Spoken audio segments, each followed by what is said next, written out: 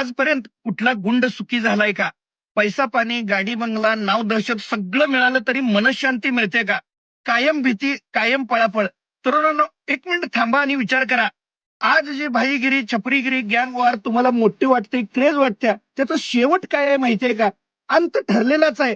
Gel, hospital किंवा थेट स्मशान. सगळ्यात जास्त कोण तुटतंय? तुमचं आई बाबा.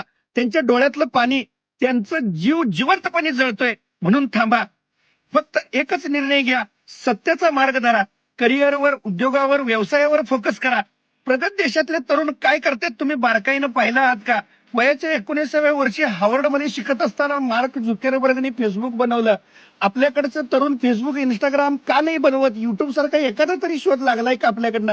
कारण आपली ऊर्जा गुंडगिरीत, दहशतीत, त्यानंतर आळसात, टाइमपास करण्यात, गर्लफ्रेंड बॉयफ्रेंडच्या चक्करमध्ये सगळं वाया चाललाय.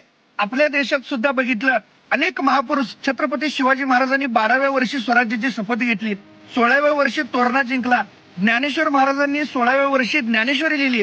मग या पुरुषांची खरी जयंती, पुण्यतिथी कधी होईल? त्यांचा किमान 1% गुण जरी आपल्या जीवनात आचरणात आणू आणि तरुणाचा उमेदीचा काळ आपण प्रोडक्टिव्ह कामात लावू. भारत जगातली सगळ्यात मोठी लोकसंख्या आहे. जग आपल्याला संधीचा महासागर म्हणून पाहतोय. कौशल्य ओळखा, त्यावर काम करा आणि पुढे चला. टाइमपास, गँग, रस्त्यावरची उगाच हिरोगिरी सोडून द्या. नाहीतर अनेक जन्मातून मिळालेला हा अनमोल मानव जन्म वाया जाईल.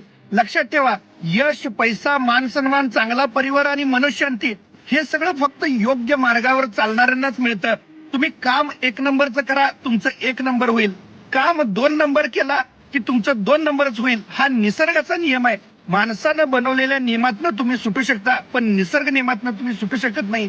म्हणून सत्याचा रस्ता धरा. हाच आहे खऱ्या आयुष्याचा रस्ता आणि यातच जीवनाचं कोट कल्याण आहे.